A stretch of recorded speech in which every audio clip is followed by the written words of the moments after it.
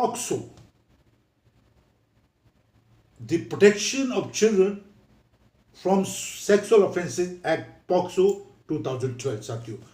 तो ये जो एक्ट था, ये जो बच्चों के साथ जो यौन शोषण होता है, जैसे मैंने कहा है, उसको रोकने के लिए, या बच्चों को जो सेक्सुअल हरासमेंट होती है उसको रोकने के लिए, या जो बच्चों की पोर्नोग्राफी होती है उसको रोकने के लिए, और बच्चों के जो इंटरेस्ट है उसको सेफ गार्ड करने के लिए इस कानून को बनाया गया।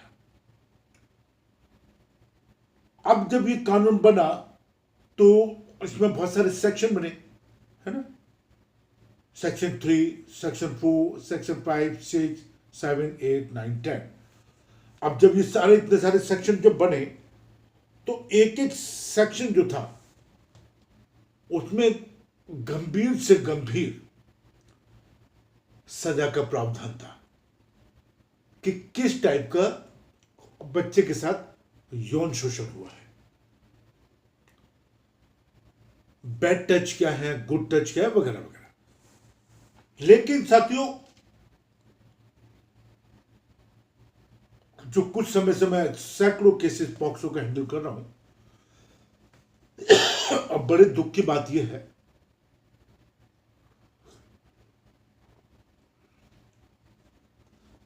कि मैंने जितने भी अभी केसेस हैंडल कर रहा हूं उसमें मैंने ये देखा है कि लोग अपनी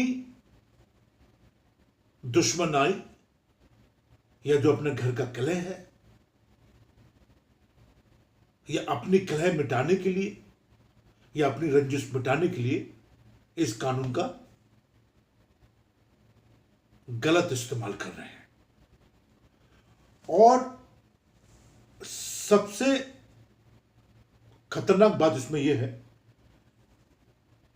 जो मैं देख रहा हूं, कि जो शादीशुदा महिलाएं हैं वो अपने छोटे छोटे बच्चे, 3, 4 साल, 5 साल, 6 साल के बच्चों को आगे लाती हैं, 10, 11, 12 साल के बच्चों को आगे लाके अपने पति पे लगाती हैं, अपने ससुर पे लगाती हैं।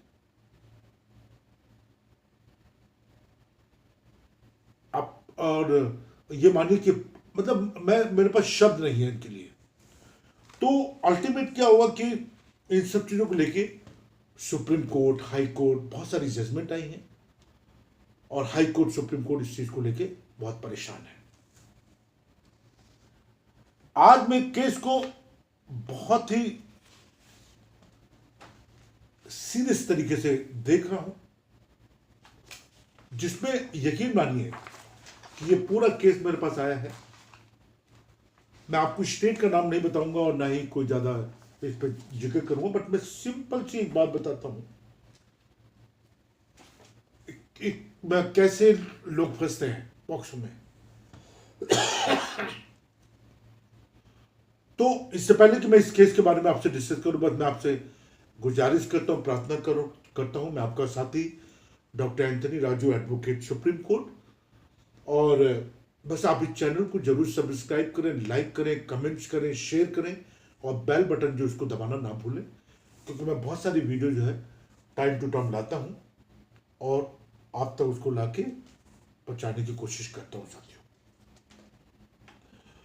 तो ये जो मामला है, इसमें मामला बड़ा सिंपल है कि एक महिला एक लड़के से प्यार करती है, और वो महिला, देखिए, उसको पॉक्सो के बारे में बिल्कुल नहीं मालूम कि पॉक्सो होता क्या चीज है, जबकि पॉक्सो का सेक्शन 43 ये कहता है कि ये सरकारों की जिम्मेदारी है कि वो ज्यादा से ज्यादा विज्ञापन दें, पब्लिसिटी करें, और लोगों को बताएं कि पॉक्सो एक्ट है क्या, और इस यौन शोषण से कैसे बचा जा सकता है, इस वगैरह वगैरह। ठीक है, इसमें हमने अभी एक बेल भी हमारे साथियों ने कराई है, तो उसके बारे में आपसे जिक्र करूंगा। तो जब हम इस पॉक्सो एक्ट की बात कर रहे हैं, तो ये महिला इस लड़के से प्यार करती है, और वो महिला उस लड़के को बताती है कि मैं 18 प्लस हूं या 19 प्लस हूं वगैरह। लड़का भी 22-23 साल का है, दोनों में शारीरिक संबंध बनते हैं, क्योंकि प्यार प्रश्न का मामला है तो वहां तो कई बार एज भी लोग नहीं पूछते हैं, और दोनों अपनी रजामंदी से घर छोड़ के किसी दूसरे प्रदेश में सेटल हो जाते हैं और 1 साल तक वो साथ रहते हैं। और इस शारीरिक संबंध के थ्रू वो लड़की जो प्रेग्नेंट हो जाती है, 7 से 8 महीने का प्रेगनेंसी आती है, लेकिन उसके मां बाप उस लड़के की गुमशुदा की तलाश लिखवा देते हैं और आईपीसी 363, आईपीसी 366, पॉक्सो, इसके तहत मुकदमा उसके खिलाफ दर्ज हो जाता है। 376 2N के तहत उसके खिलाफ मुकदमा दर्ज हो जाता है। लड़के को अरेस्ट कर लेती है पुलिस 1 साल के बाद और उसको जेल भेज देती है। 3 साल ये मुकदमा चलता है और उस लड़के को सजा हो जाती है 20 साल की। ये पूरी समरी है इस केस के बारे में जो मैं आपसे डिस्कस कर रहा हूं। अब सवाल ये उठता है कि लड़की 164 के बयान में कह रही है, चीख चीख के इस बात को कह रही है कि मैंने इस लड़के से संबंध बनाए, अपनी मर्जी से इससे संबंध बनाए। मैंने इस लड़के को बोला कि मैं 18+ हूं, मैं एक अडल्ट हूं। मैंने अपनी मर्जी से इसके साथ में गई, भागी नहीं, इसके साथ गई, 1 साल तक रही, सैकड़ों बार फिजिकल रिलेशनशिप डेवलप हुए, उससे एक प्रेगनेंसी हुई 7 से 8 महीने की। और एक ये 164 का बयान है और उसमें 164 के बयान में उसने ये भी बोला कि मैंने आईओ को ये नहीं कहा, उस आईओ ने कैसे लिख दिया वगैरह वगैरह, है ना। तो बट अल्टीमेटली क्या होता है, ये केस मेरे पास आया है जिसमें मैंने ये केस जो मैंने अभी लिया है जिसमें 20 साल की सजा हुई है और हम हाई कोर्ट में जा रहे हैं, अपील लगा रहे हैं। और ये जो केस है ये फुल ऑफ मेरिट्स है, इसमें मेरिट्स है क्योंकि 164 का बयान लड़के के फेवर में है और जो 161 के बयान है लड़की के माँ के, लड़के के बाप के, लड़के के भाई के, अड़ोस के, पड़ोस के, वो सब विरोधाभास है। कोई कहता लड़की 17 साल की है, कोई कहता 18 साल की है, कोई कहता मुझे पता ही नहीं। मेरे बाप कह रहा है कि लड़की मेरी जो 19 साल की है और कोई प्रमाण पत्र नहीं है इन चीजों का। और मेडिकल जो है वो सब, एक प्रेग्नेंट लड़की है तो आप समझ सकते हैं किस टाइप के मेडिकल होंगे।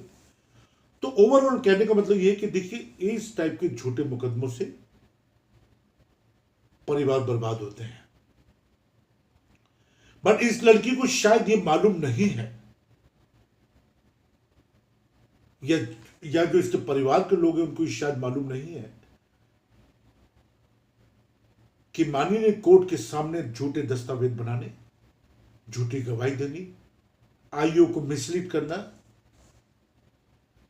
यह अपने आप में बहुत बड़ा गंभीर अपराध है। और जो अभी 2023 में आईपीसी आई है, सीआरपीसी आई है, उसमें इस सब चीजों को बहुत गंभीरता से लिया गया है। साथियों, आप लोगों की अगर दुआ रही तो मैं इसी काम से आया हूं और ये लड़के को हम अपील करके बाहर लेके आएंगे। ये एफआईआर भी क्वैश होगी, लड़का भी बाइज्जत बरी होगा क्योंकि उसने जब कोई गुनाह करा नहीं तो सजा किस बात की। बस मैं आपसे गुजारिश करता हूं कि अगर किसी तरह से आप पॉक्स में फंस जाए या झूठे मुकदमे में फंस जाते हैं या आपको सजा हो जाती है, तो अगर पॉक्स में अगर सजा होती है या रेप के मामले में सजा हो जाती है या दहेज हत्या में सजा हो जाती है और आपको मालूम है कि यह अपराध आपने नहीं करा है, तो मैं बड़ी जिम्मेदारी और बड़े दावे के साथ कह रहा हूं कि कहीं ना कहीं आप अपना बचाव करने में नाकामयाब रहे। आप कहीं ना कहीं माननीय कोर्ट को अपनी सफाई देने में नाकामयाब रहे, क्योंकि ट्रायल के दौरान बहुत सारे ऐसे स्टेजेस आते हैं जब आप अपनी बात को माननीय कोर्ट को बता सकते हैं, या आपके जो अधिवक्ता गण हैं वो आपकी बात को तरीके से जिसको नहीं बता पाए, एविडेंस ढंग से नहीं हो पाए या क्रॉस ढंग से नहीं हो पाया। और मैं हमेशा दावे से कहता हूं, क्योंकि ये चीजें हमने अपने सीनियर से सीखी हैं, कि सब कुछ इसके अंदर होता है। जो चार्जशीट आप देख रहे हैं, मेरी इतनी मोटी चार्जशीट मेरे हाथ में है, इस सब कुछ इसके अंदर ही है, यहीं से सब कुछ निकल के आता है, इसी में सब कुछ है।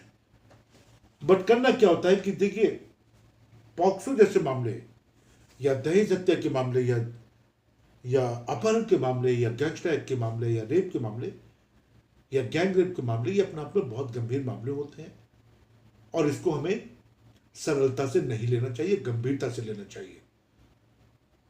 और मैं बार बार आपसे कहता हूं कि काबिल वकील, अच्छे वकीलों से आप अपनी बात को सलाह मशविरा करें, चर्चा करें।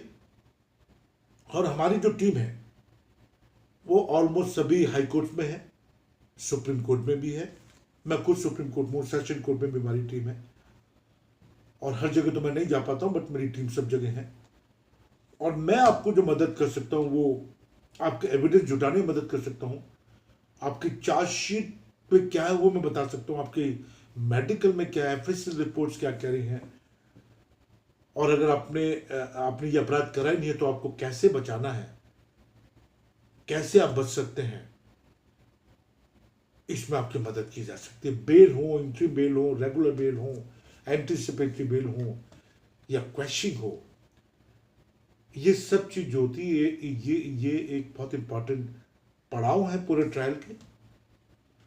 और जब भी हम क्वेश्चन के लिए जाते हैं, या बेल या एंटीसिपेटरी बेल या इंट्रीम बेल या रेगुलर बेल, हम या जैसे इस बच्चे को सजा हो गई 20 साल की, अगर इसके लिए भी हम जाएंगे तो हमें बड़ी गंभीरता से इसके लिए तैयारी करनी पड़ती है। एक उदाहरण देता हूं बड़ा सिंपल सा, क्योंकि मैं समझ सकता हूं कानूनी नॉलेज आप लोगों को नहीं है और नहीं होने की वजह से इतने बड़े गंभीर मामलों में आप लोग फंस जाते हैं। तो सबसे एक तरीका मैं आपको बताता हूं कि जब भी आप कभी जाते हैं तो देखिए, कैंसर के डॉक्टर भी होते हैं, हार्ट के भी ऑपरेटर, सब स्पेशलाइज होते हैं।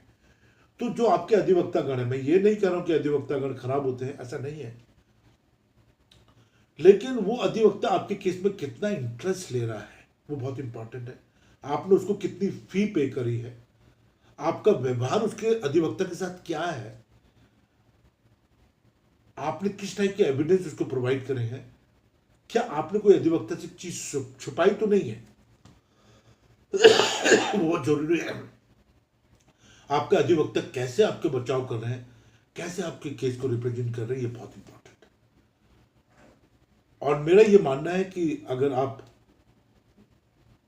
किसी काबिल वकील या अच्छे वकील से बातचीत करते हैं, वो फी उनकी ज्यादा हो सकती है लेकिन बचने के चांसेस भी बहुत ज्यादा है। तो बस आप बने रहें चैनल के साथ में, ये लीगल अवेयरनेस को लेके बहुत बड़ा चैनल है। आने वाले वक्त में मैं दहेज हत्या को लेके और पॉक्सो को लेके और रेप को लेके और गैंगस्टर एक्ट और बहुत सारे एक्ट हैं जिसके ऊपर मैं बहुत सारी वीडियो बनाने वाला हूँ, बट वो आपको तभी मिलेंगे जब आप बेल बटन दबा के रखेंगे। और मेरा डायरेक्ट नंबर है 9873005424।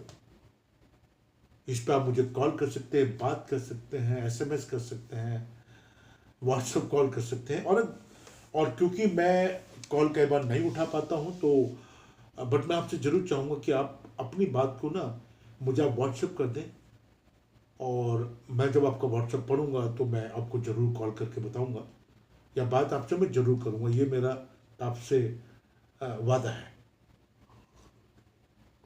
अपने बच्चों को शिक्षित रखें, अपराध मुक्त रखें, देश की मुख्य धारा में उनको शामिल करें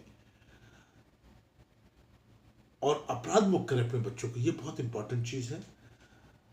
और मैं एक सामाजिक कार्यकर्ता होने के नाते मैं आपसे जरूर गुजारिश करूंगा कि आप all India council of human rights से जरूर जुड़ें। ये नेशनल लेवल का मानवाधिकार आंदोलन है। गरीबी मुक्ति आंदोलन इसके मेंबर बन के इसके साथ जुड़े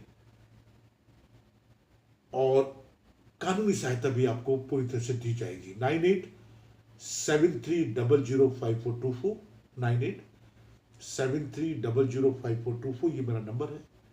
आप इस पर मुझे call, WhatsApp, what ever you comfortable you can do that. और बहुत सारे सवाल जो लोग मुझसे पूछते हैं वो तुम्हारे टाइम पे वीडियो बनाने वाला हूँ। अपना ध्यान रखें। जय हिंद, जय भारत।